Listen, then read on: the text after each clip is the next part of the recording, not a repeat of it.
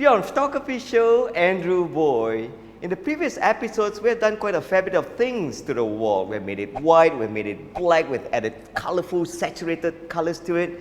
You know what? I think we should take a break from the wall for a while, despite the fact that there's still so many things that you can do to the wall. Wait, hang on. That's not what I meant. Anyhow, in today's episode, we're going to learn to add flares to your picture stylishly, like so. And also blooms. Action!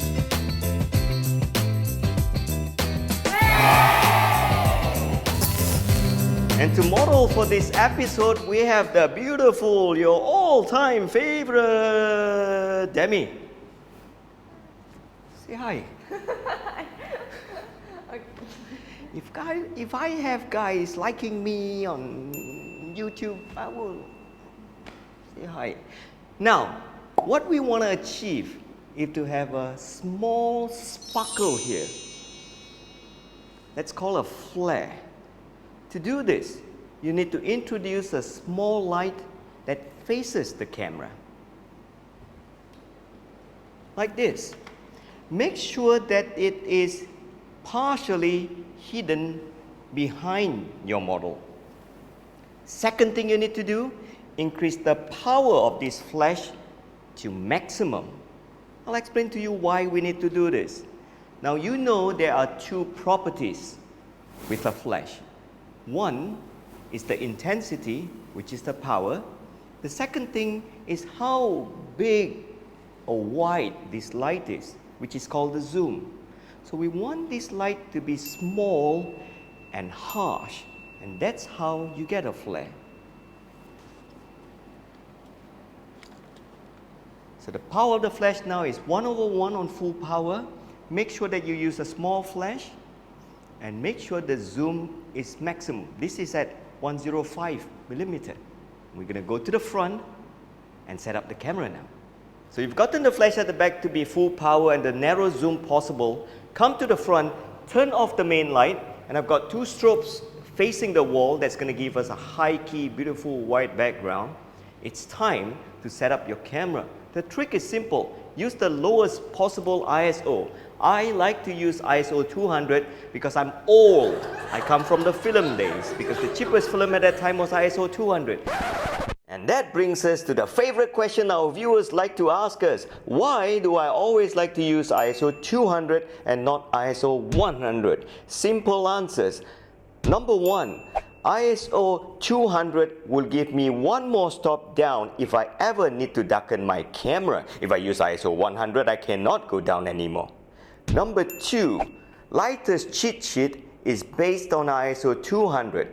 That makes me easier to calculate my lighting when I add more flashes.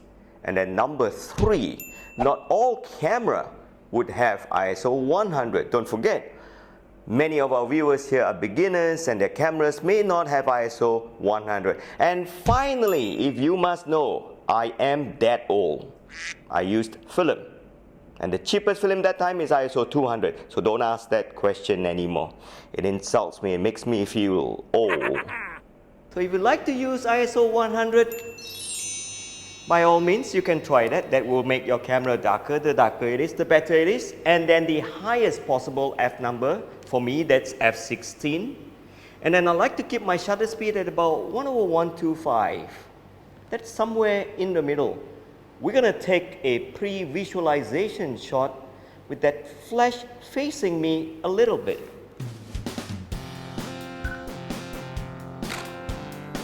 Oh wow! Now the flare that you see here happens, that's because of your high f number. So when your f number is high, you're going to get this beautiful starlight leg sparkle that's coming out from the flash. So you got to make sure that the flash is powerful and partially hidden and only exposes itself a little bit.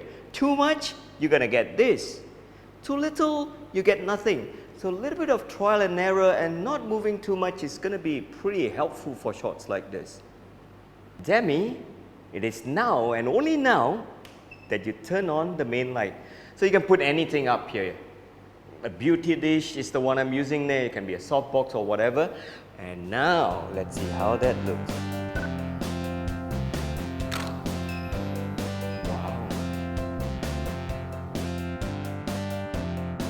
Now the next part of this tutorial, how to get blooms like this. To do this, you need to do the same thing. Put the flash at the back, but this time set the power to the lowest. The zoom is about 50. Now, go to the front and this time use a low F number. Try F2 or F4. So you got to power all your lights down. Let's see what we get now.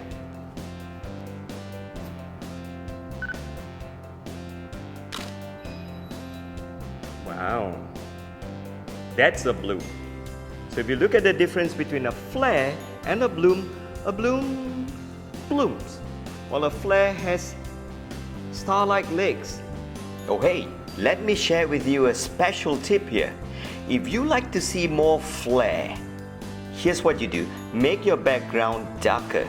When you make the background darker, you see more contrast and the flare would look more obvious. Putting on a white background may not be so obvious, but remember, you sometimes do not want your flare to be too obvious. After all, it's a portrait. You want people to look at your subject and not the flare.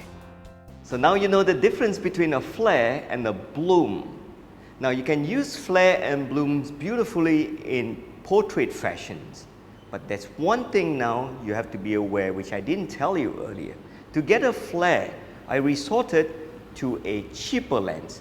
The 50mm f1.8D of the Nikkor family flares very easily. If you want to get flare, use this lens. But if you want to get a bloom, this will not give you a nice bloom. You have to switch to the 50mm f1.4D, which is a more expensive lens. And this lens will give you a beautiful bouquet-like bloom with a low f number. Perhaps we can dedicate a separate episode to something called the T value of lenses, because these two lenses have different T values. If you like what you learned in this episode, I look forward to see you in our website, which is beyondphotography.com.my. Head on there because we have a lot of e-learning titles that you would love, and many of them are free. I'll see you soon.